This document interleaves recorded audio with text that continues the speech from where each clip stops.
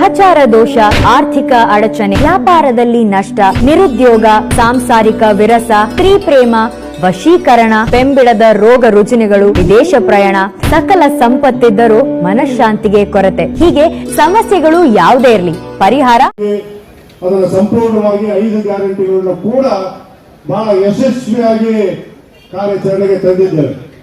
ಇವತ್ತು ನಮ್ಮ ಕಾರ್ಯಕರ್ತರು, ನಮ್ಮ ಅಧ್ಯಕ್ಷರುಗಳು ಈ ಒಂದು ಚುನಾವಣೆಯಲ್ಲಿ ಅದನ್ನೇ ನಾವು ಒಂದು ಅಸ್ತ್ರವನ್ನಾಗಿ, ಯಾಕಂತ ಹೇಳಿದ್ರೆ ನಮಗೆ ಹಕ್ಕಿದೆ, ಕಾಂಗ್ರೆಸ್ನವರಿಗೆ ನಾವು ಸವಲತ್ತುಗಳನ್ನ ಕೊಟ್ಟಿದ್ದೇವೆ. ನಾವು ಮತದಾರರ ಹತ್ರ ಹೋಗಿ ನಾವು ನಿಮಗಾಗಿ ದುಡಿದಿದ್ದೇವೆ, ನಮಗೆ ನಮ್ಮ ಕೂಲಿಯನ್ನು ಕೊಡಿ ಮುಂದಿನ ಲೋಕಸಭಾ ಚುನಾವಣೆಯಲ್ಲಿ ಅಂತ ಕೇಳುವಂತ ಒಂದು ಸಂದರ್ಭ ಒದಗಿ ಬಂದಿದೆ. ಆ ನಿಟ್ಟಿನಲ್ಲಿ ನಮ್ಮ ಬ್ಲಾಕ್ ಅಧ್ಯಕ್ಷರುಗಳು ಪ್ರವೃತ್ತರಾಗಬೇಕು ಅಂತ ಹೇಳಿ ನಾನು ಕೇಳ್ಕೊಳ್ತೇನೆ. ಇವತ್ತು ಅನೇಕ ಜನ ಸ್ನೇಹಿತರು, ಬಹಳ ಜನ ಸ್ನೇಹಿತರು ಈ ವೇದಿಕೆ ಮೇಲೆ ನನ್ನ 20, 30, 40 ವರ್ಷಗಳ ಸ್ನೇಹದಿಂದ ಇರ್ತಕ್ಕಂಥವ್ರು ಬಹಳ ಜನ ವೇದಿಕೆ ಮೇಲೆ ಕೂತಿದ್ದಾರೆ. ಈ ಒಂದು ಸುಸಂದರ್ಭ ನನಗೆ ಅವರೆಲ್ಲರನ್ನು ನೋಡುವಂಥ ಒಂದು ಅವಕಾಶ ಇಲ್ಲಿ ಸಿಕ್ತು. ನನ್ನ ಅನೇಕ ಜನ ಮಿತ್ರರು ಇವತ್ತೇನು ನಮ್ಮ ಚಿಕ್ಕೇರಿ ಬ್ಲಾಕಿಗೆ ಅಧ್ಯಕ್ಷರಾಗಿ ನೇಮಕ ಆಗಿದ್ದಾರೆ ಸಹೋದರ ಕುಬೇರ, ಅವರು ನಾನು ತಾಲೂಕ್ ಪಂಚಾಯತಿ ಅಧ್ಯಕ್ಷರಾಗಿ ಜೊತೆ ಕೆಲಸ ಮಾಡಬೇಕು. ಒಂದು ಟ್ರೈನಿಂಗ್ ಕ್ಯಾಂಪ್ನಲ್ಲಿ ನಾನು ಅವರು ಮೈಸೂರಿನಲ್ಲಿ ಜೊತೆಗಿದ್ದು, ಅವ್ರಿಗೆ ನೆನಪಿದೆಯಲ್ಲ ನಿಮ್ಗೆ ಗೊತ್ತಿಲ್ಲ.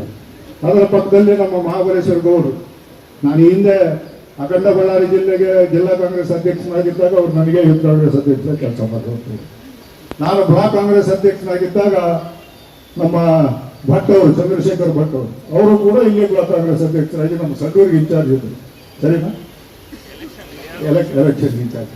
ಹಾಗೆ ನಮ್ಮ ಹೊನ್ನಾಳಿಯ ಬಸವರಾಜ್ ಅವರು, ಅದರ ಪಕ್ಕದಲ್ಲಿ ಇರ್ತಕ್ಕಂಥ ನಮ್ಮ ಡಿ ಬಸವರಾಜು ನನಗೆ ಬಹಳ ಆತ್ಮೀಯರು. ನಾವರೆಲ್ಲ ಜೊತೆಯಲ್ಲಿ ದಾವಣಗೆರೆಯಲ್ಲಿ ಓದಂಥ ಸಂದರ್ಭ ಕಾಲೇಜಿನಲ್ಲಿ ಒಟ್ಟಿಗಿದ್ವಿ. ಅವ್ರ ಜೊತೆಗೆ ಚಮನ್ ಸಾಬ್ ಅಂತೇಳಿ ನಮ್ಮ ಕಾರ್ಪೊರೇಟರ್ ಒಬ್ಬರು ಬಂದಿದ್ದಾರೆ, ಅವರು ನಾನು ಜೊತೆಗಿದ್ವಿ, ಬಿ ಎ ಓದ್ಬೇಕಾದ್ರೆ ನಾನು ಜೊತೆಗಿದ್ವಿ. ಹಾಗಾಗಿ ಅನೇಕ ಜನ, ನಮ್ಮ ರಾಜಣ್ಣವರಿಗೆ ತಾವೇನು ಕರಿತೀರಿ ಗೊತ್ತಿಲ್ಲ, ನಾವಂತೂ ಸಿದ್ದರಾಜಣ್ಣ ಅಂತಾನೆ ಕರಿತಾ ಇದ್ವಿ ಅವರಿಗೆ. ಅದರ ಪಕ್ಕದಲ್ಲಿ ನಮ್ಮ ರಹಮಾನ್ ಸಾಬ್ ಅವರು, ಅದರ ಪಕ್ಕದಲ್ಲಿ ನಮ್ಮ ಮಾಜಿ ಇಲ್ಲಿಯ ಅಂಜುಮನ್ ಸಮಿತಿಯ ಅಧ್ಯಕ್ಷರಾದಂಥ ಜಾವೀದ್ ಅವರು, ನನ್ನ ಆತ್ಮೀಯ ಸ್ನೇಹಿತರು. ಹೀಗೆ ಅನೇಕ ಜನ ಇದ್ದಾರೆ. ಎಲ್ಲರ ಹೆಸರು ಹೇಳೋದಕ್ಕೆ ನನಗೆ ಕಷ್ಟ ಆಗ್ತಾ ಇದೆ. ಆದರೂ ಕೂಡ ಈ ಒಂದು ವೇದಿಕೆ ಮುಖಾಂತರವಾಗಿ ಅವ್ರನ್ನೆಲ್ಲ ನೋಡುವಂಥ ಒಂದು ಸಂದರ್ಭ ಬಂತು. ಮುಂದಿನ ದಿನಗಳಲ್ಲಿ ಕಾಂಗ್ರೆಸ್ ಕಟ್ಟೋಣ.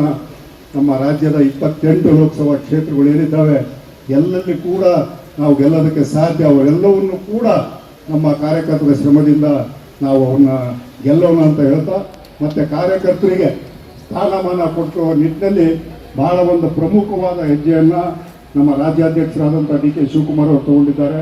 ನಮ್ಮ ರಾಜ್ಯದ ಮುಖ್ಯಮಂತ್ರಿಗಳಾದಂಥ ಸಿದ್ದರಾಮಯ್ಯನವರು ತಗೊಂಡಿದ್ದಾರೆ. ಅತಿ ಶೀಘ್ರದಲ್ಲಿಯೇ ನಾನು ಈ ವೇದಿಕೆ ಮುಖಾಂತರ ನಮ್ಮ ಕಾರ್ಯಕರ್ತರಿಗೆ ಹೇಳೋದಕ್ಕೆ ಇಷ್ಟಪಡ್ತೇನೆ. ನಮ್ಮ ಶಾಸಕರು ಕೂಡ ಇವತ್ತು ಪಟ್ಟಿಯನ್ನು ಮಾಡಿ ಕಳಿಸಿದ್ದಾರೆ.